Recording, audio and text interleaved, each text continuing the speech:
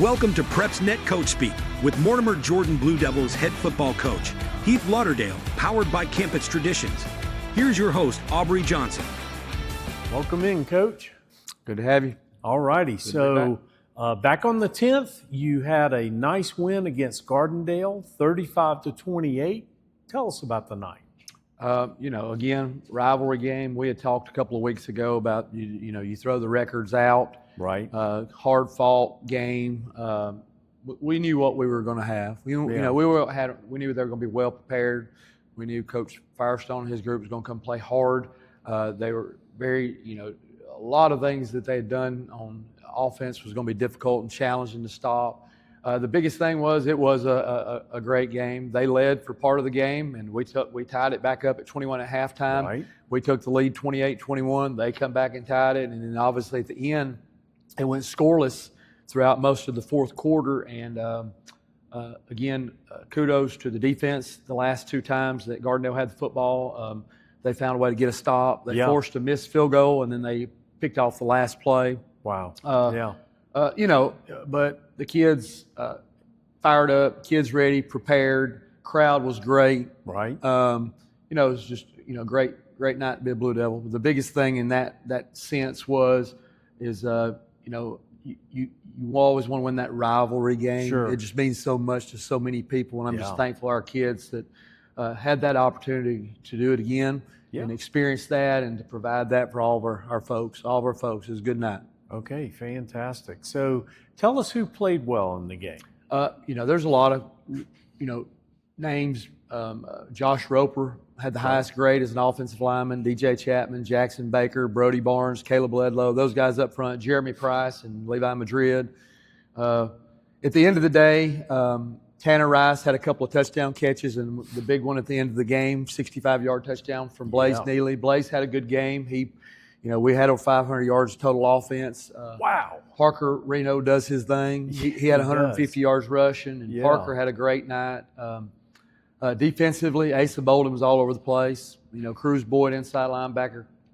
Connor Carnes had a good night. Right.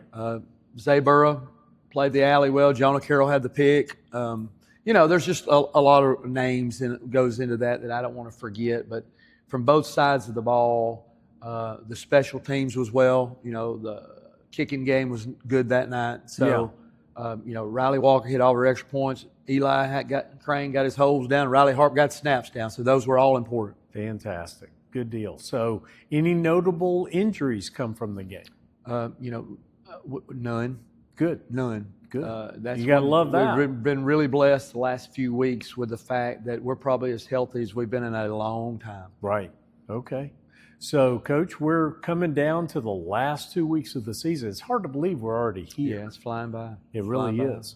So, this Thursday, you travel to Jackson-Olin. Yes, Coach, they are a much improved team from last year. They went winless in 24. This year, I believe they've got 4 wins, and they are doing really well. They've won the last 2 games in a row. So, how do you prepare for this team? Well, Coach Webb's been around the block. He's been at different levels of football. He's a good coach. He's doing the right things over there. He's got them playing hard. He's got a couple of really dynamic players that can go, that are very explosive.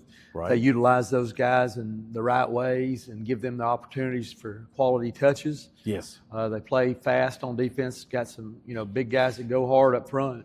The biggest thing for us is, and again, is, it's not who you play, it's how you play. So if we play well that night, avoid the turnovers and the penalties on the road, then we'll give ourselves a chance. Sure. Again, they're 4. They've got 4 wins this year. The last 2 weeks they beat Woodlawn and and Gardendale the other night. And Minor the other night in triple overtime. Right. Which was a challenging game, but they found a way to win. So we know that they're capable of winning. We've got to get our heads screwed on straight and have a mission, be mission-oriented this week to go down and try to get us a victory, at JO. Right. Okay.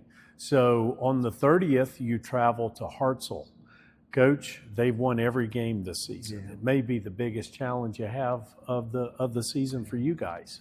What do you expect to see from the Tigers? they're very good defensively. Yeah. And they're offensively, they're good. I'm not saying they're not, but they're so good on defense. They're one of the top 3 statistically defenses in the state. Wow. They give up less than 9 a game, about 8 points a game. You look there and they, a touchdown here, shutout, a touchdown, a shutout, 10 points. Right. Coach does a really good job. Coach Newton has those guys lined up. They play hard on defense. He's always a good defensive mind. And Hartselle's always got a really, really good football program. Sure. And so they're always top 10. So, again, not going too far ahead. We've got a big week at JO, but that's a great litmus test when you go up to Hartselle that next week prior to going to the playoffs potentially. You really can get yourself lined up what you're going to face in the playoffs. Yes, absolutely. So, Coach, let's show a little love to the staff. Tell us about the staff and how they've handled this season. I'll just put some names out there, and I'll move as quick as I can. Coach Cochran's the offense coordinator. Right. Coach Sides is the offensive line coach. Coach Smith works with running backs. Coach Goldsmith works with running backs and H's. Wow. Coach Ellsbury's wide receivers. Coach Frank's defensive coordinator. Coach Tinsley D-line. Coach Rickman D-line. Coach Rouse is DBs. Right. And then we got Coach Brown that helps us do different things. Good. I always hope that I don't forget anybody's name when I'm moving through that. But the biggest thing is that all those men have grown with this team this year. Yes. And they found ways to utilize what we have. We got off to a slow start, a challenging early schedule. We were 1-1, then we were 1-4.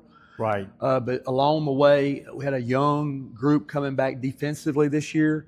They found ways to get better and to do what it takes to win. Sure. Coach Franks has put in several stunts and things of that nature, kind of more accommodating to their skill set. Right. The coverages, we've had to work through different guys in the back end, and so changing those coverages up. And so coaches Franks and the defensive staff, Coach Franks and Rickman and Rouse and Tinsley, have kind of had to groom defensive players throughout the year. Mm-hmm. On the offensive side of the ball, we had more coming back, but what you have to do is you have to learn how to mesh all those personalities. Sure. And so the offensive staff, again, they've done a good job of utilizing the people that we have to give them quality snaps and quality touches, and try to keep some balance in the run game and the pass game. And so they've done an outstanding job this year. And I know that sometimes everybody wants to be at this point 8-0, sure, 9-0. It doesn't always happen. But as far as an accumulation of positive things from a coaching staff, done a tremendous job of getting us to where we are now, sitting there with the opportunity to be a 3 seed in the playoffs. Yeah, and absolutely. And not only that, and just grooming these people to where we are now, to give them a chance every week and to believe in themselves. Okay, fantastic. Well, Coach, that's our show. We appreciate your time. And as always, we appreciate yours. Join us again in another couple of weeks for another Mojo edition of Coach Speak. Roll, Jordan, roll.